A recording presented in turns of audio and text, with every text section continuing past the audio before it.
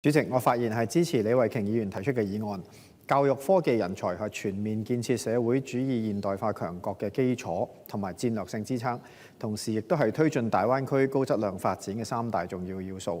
透過全面規劃同埋部署，將教育科技人才一體化融合發展，就可以推動大灣區高質量發展有更加強大嘅效應，亦都有助國家加快建設科技強國。要深度推進教育科技人才一體化發展，一個完善全面嘅頂層設計同埋完整具前瞻性嘅規劃同埋部署至關重要。近年政府越嚟越重視譬如 AI 產業發展啦，亦都有將人工智能定為其中一個重點發展方向。未來對於 AI 嘅人力需求會大幅增加，政府亦都必須做好有關嘅人力需求估算，同時要全面檢視本地教育同埋培訓系統係咪可以滿足到未來喺譬如人工智能等等科技方面嘅人力需求，亦都要為點樣去填補呢啲人才缺口，點樣令到本港嘅學生可以及早對譬如 AI 等嘅科技實用科技有更加早嘅掌握同埋認知，亦都有更多更長遠嘅籌謀。過去政府喺中小學推出咗唔少資助嘅計劃，令到學生好多好早都接觸到 STEAM 嘅機會。但係過去我亦都有提出過，政府推出呢啲計劃欠缺統籌，咁亦都唔係咁多嘅一致性啦。所以教授嘅科技相關內容有時會比較雜亂，亦都因為政府冇提供標準化嘅課程同內容，好多學校都會試用咗好多唔同嘅 STEAM， 但係點去衡量嗰個成果係比較困難嘅，亦都冇一個統一嘅標準去衡量唔同嘅學校佢入邊嘅課程嘅教學成果。不過近年教育局都推出咗2套創新科技教育課程單元培養，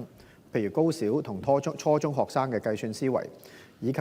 綜合同埋運用人工智能嘅知識、技能同埋態度嘅課程，呢個係一個好嘅開始。咁希望之後可以繼續更加多系統化、標準化嘅科技相關課程單元，譬如而家編程啊，我哋講 computational thinking 啊、運算思維啊等等，都有好多好清晰嘅階段俾個學習方面去量度學生嘅進展嘅。而人工智能當然亦都係會有更加多清晰嘅標準，希望後面可以用呢啲更加好嘅方法嚟到衡量我哋培訓學習嘅成果。我哋亦都睇到可以參考，譬如舊年2024年底，國家教育局辦公廳公布咗一個叫做關於加強中小學人工智能教育的通知。嗰份通知入邊就喺6個主要目標同埋實體嘅實施方案入邊明確指出咗，要到2030年之前將 AI 教育喺中小學課程加入啦。而喺入邊點樣令到學生接觸有關嘅知識，點樣令到佢哋分階段去學習同埋推行呢方面嘅人工智能技術。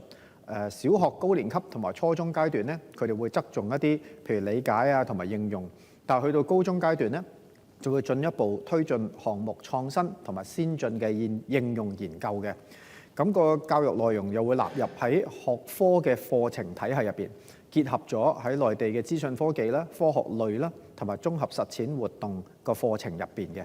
其中AI 倫理亦都係重點之一，就引導中小學生合理使用各類 AI 嘅工具，特別係生成式嘅人工智能。為咗豐富學生佢哋學習嘅經驗教育部都鼓勵學校舉辦譬如 AI 科技節啊、作品展啊、辯論會啊，好多唔同嘅活動，將呢個人工智能教育同學生嘅日常生活結合埋一齊。呢份文件好清晰咁展現出內地點樣部署中小學入邊要系統化咁教育人工智能，同埋有好明確嘅目標，都值得我哋去參考。咁另外舊年其實我哋幾位議員都有去咗內地啦，亦都有參觀咗一啲人工智能嘅企業啦，亦都喺安徽嗰度，我哋參觀咗啲學校係用人工智能嚟到輔助教育，其實亦都係